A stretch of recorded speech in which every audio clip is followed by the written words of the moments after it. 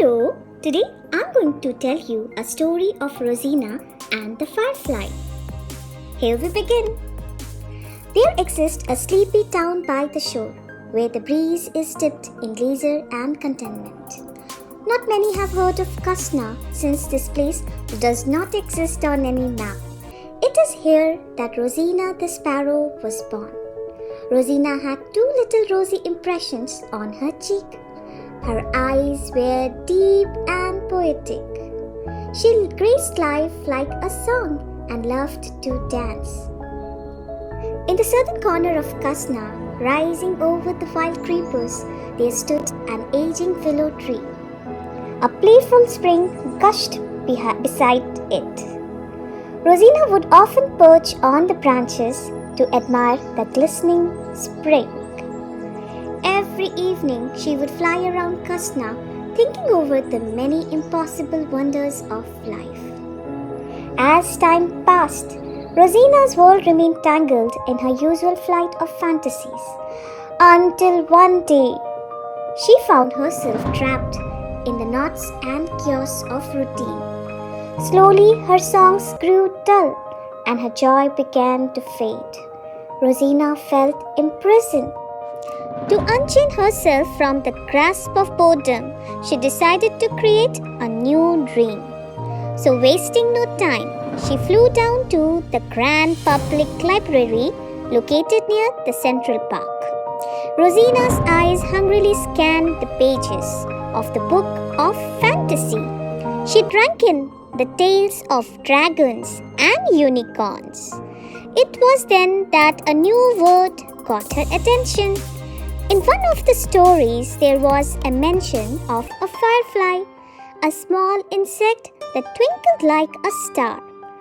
Rosina felt joyous. She had often dreamt of a land of pretty lights and a boat of 1,000 flickering bulbs. She felt ecstatic to know that the fantasy in her mind did exist in reality. She learned that the fireflies lived around the mulberry forest in the faraway land of Kaspika.